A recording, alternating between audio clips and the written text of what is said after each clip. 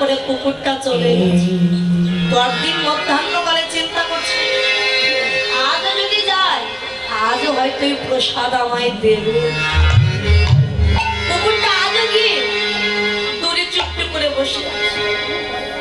শিবানন্দ দেখছে সেই কুকুরটা এসে বসেছে। তা কুকুরটাকে দেখে আজও প্রসাদ দিয়েছে। এমনি ভাবে প্রসাদের সেবা করতে করতে ওই বাড়ি থেকে কুকুরটার কোথাও যায়। শিবানন্দের প্রতি একটা মায়া জন্মে গেছে কুকুর, আর কুকুরটার প্রতি শিবানন্দের মায়া জন্মে গেছে। একদিন যায়, দুদিন যায়, যেদিন একাদশীর দিন এলো, শিবানন্দ চিন্তা করছে আজকে তো একাদশী, তো আজকে তো আর মন্দিরে অন্ন ভোগ দেওয়া হবে না, আজকে ফল প্রসাদ নিবেদন করা হবে, আর আমরা সবাই একাদশী করব। কিন্তু বাড়িতে যাওয়ার কুকুরটা আছে, ও তো পশু, ও তো আর একাদশী করতে পারবে না।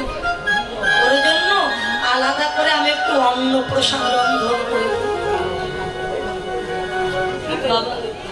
মন্দিরে ফল প্রসাদ নিবেদন করে ভক্তদের ফল প্রসাদ দেওয়া হচ্ছে, আর কুকুরটার সামনে ওই কলার পাতায় অন্ন দিয়ে বসাইনে সেবা করে নি।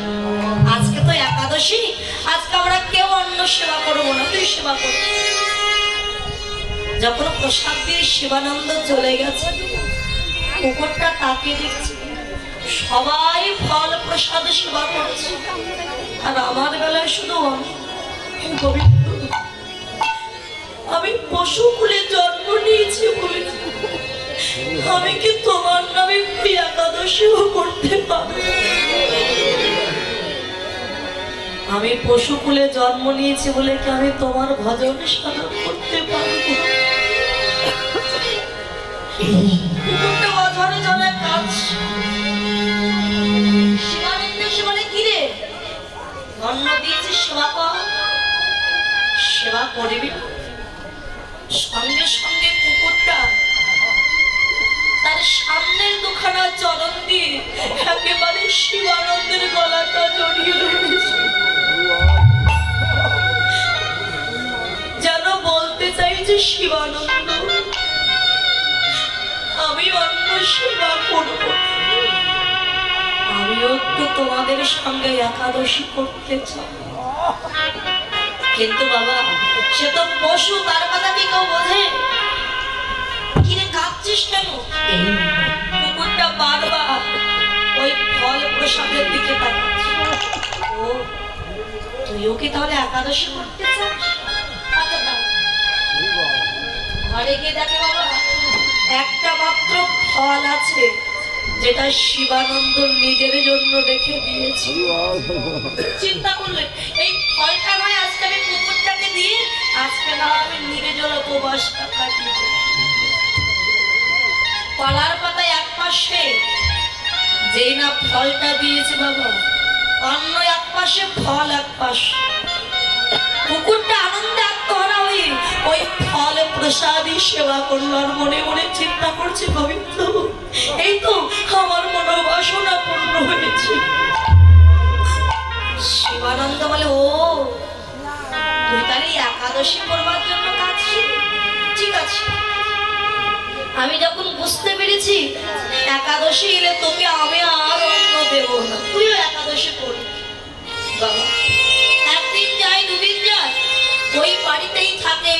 ভক্তরা যখন প্রসাদ পায়, যে এঠোগুলো পড়ে থাকে, ওই এঠো প্রসাদের সেবা করে আমার কুকুর।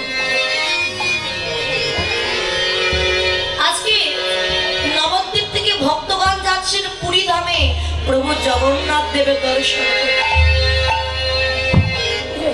শিবানন্দ যাওয়ার জন্য পথে বাহির হয়েছে। এমন সময় ওই কুকুরটা গিয়ে শিবানন্দের চরণ দুখানা জড়িয়ে ধরেছে। কিরে চরণ জড়িয়ে ধরেছিস কেন? তুইও তো তাহলে যাবি? কুকুরটাকে নিয়ে শিবানন্দ নদীর ঘাটে গিয়ে দাঁড়িয়েছে। মানে আরো অনেক ভক্ত আছে, সবাই একসাথে মিলে নদী পার হয়ে তারপরে জগন্নাথ ধামে যায়। কুকুরটাকে নিয়ে গিয়ে দাঁড়িয়েছে।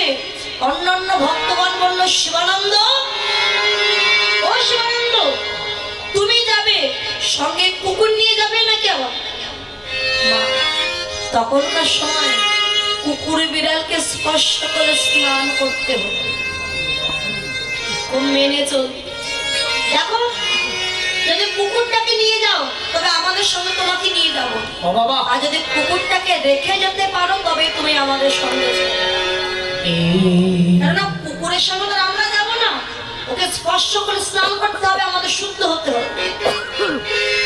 শিবানন্দ কুকুরটার দিকে একবার তাকিয়ে, কুকুরটা শিবানন্দের বদন পানি তাকে দেখে শিবানন্দ কি বল, ও যা বলবে আমি তাই করব, আমি কিছু বলবো। কুকুরটার মলিন বদন দেখে বলে, কি রে তুই যাও? ঠিক আছে ভাই, তোমরা তাহলে যাও, আমি এই কুকুরটাকে রেখে যেতে পারবো। ওই এতটা পথ আমার সাথে এসেছে, এখন যদি আমি ওকে রেখে যাই ও মনে বড় কষ্ট পাবে, দুঃখ পাবে। ভক্তগণ বলেন, বেশ, একটা কুকুরের জন্য যখন তোমার এত মায়া এত দরদ, থাকো তোমার এই কুকুর। কুকুরের জন্য তুমি ভক্তদের সঙ্গ ত্যাগ করলে, যাও। সবাই চলে গেল। শিবানন্দ মাঝিকে ডেকে বলে, মাঝি ভাই, ও মাঝি ভাই, তুমি একটু কৃপা করে আমাকে তোমার নৌকায় তুলে পার করে দেবে। মাঝি বলে, পার তো করবো, তোমার কুকুরে নিয়ে যাবে না? দেখো ভাই, ওকে আমি কোথায় রেখে যাবো? দেখো শোনো ভাই, তুমি যদি আমার কুকুরটাকে পার করে দাও, যত মানুষকে তুমি পার করবে সবার ভাড়া না হয় আমি তোমায় দিয়ে। ঠিক আছে, তুমি যখন বলছো সবার ভাড়া আমায় দেবে, তো পার করতে পারে একটা শর্ত আছে। কি শর্ত? ওপারে গিয়ে কুকুরটাকে নামিয়ে তুমি নিজে আমার নৌকাটা জল দিয়ে ধৌত করে পরিষ্কার করে দেবে। কেননা যদি কেউ শোনে কুকুর উঠেছিল আমার নৌকায়, আমার নৌকায় কোনো ভক্তরা উঠবে। ঠিক আছে ওমা, ওপারে গিয়ে কুকুরটাকে নামিয়ে জল দিয়ে নৌকাটা ধৌত করছে।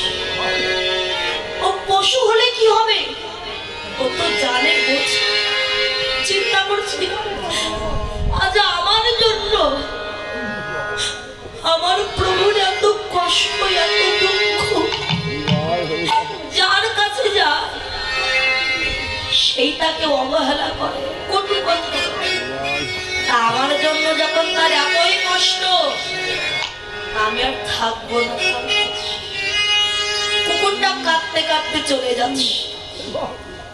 মাঝি শিবানন্দকে বলে, ও শিবানন্দ, তুমি কার জন্য এত কষ্ট করছো গো? কেন ভাই? যে কুকুরটার জন্য আমার নৌকা জল দিয়ে ধৌত করে দিচ্ছ, দেখো পার হয়ে গিয়ে ওই কুকুরটাই তোমাকে ছেড়ে কেমন চলে যাচ্ছে। দেখো শিবানন্দ তাড়াতাড়ি করে উঠে দেখে আমার সত্যিই কুকুরটা চলে যাচ্ছে। মনে বড় কষ্ট, যার জন্য আমি এত কিছু করলাম আজ সেই আমায় ছেড়ে চলে গেল। বেশ, ও যাও, আমি আর ওর জন্য কষ্ট করব না। ওই কুকুরটা সবার আগে জগন্নাথ ধামে পৌঁছে গেছে। কোথায় জানে? যেখানে স্বয়ং গৌর হরি ওই করুণা ধস্তম্ভে হাতখানা রেখে অবলোকে জগন্নাথ দেবের মূর্তি দর্শন করছে, ঝর ঝর হয়ে কাঁদছে। কেননা গৌরী তো জগন্নাথ, গৌর হলেন সচল আর মূর্তি হলে অচল। দর্শন করছে, কাঁদছে, আর কুকুরটা গিয়ে মহাপ্রভুর চরণের পাশে বসে পড়েছে।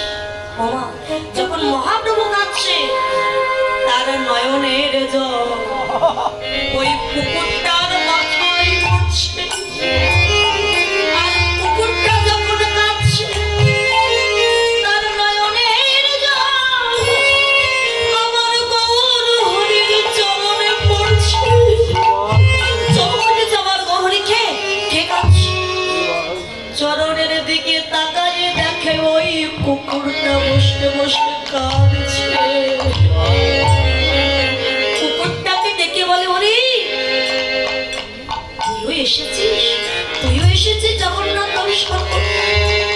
এসেছিস যখন কাঁদছিস কেন?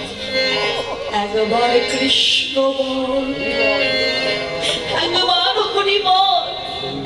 সঙ্গে সঙ্গে পুকুরটা মহাপ্রভুর চরণ দুখানা জড়িয়ে দয়াময় মন্দে চায় একটু কৃষ্ণ বলি, কিন্তু তুমি যে আমার বলার মতো শক্তি দাওনি। এ জন্মে তো বলা হলো না কৃষ্ণ, আবার যদি জন্ম দাও দয়া একজন কৃষ্ণ ভক্ত মায়ের গর্ভে জন্ম দিও।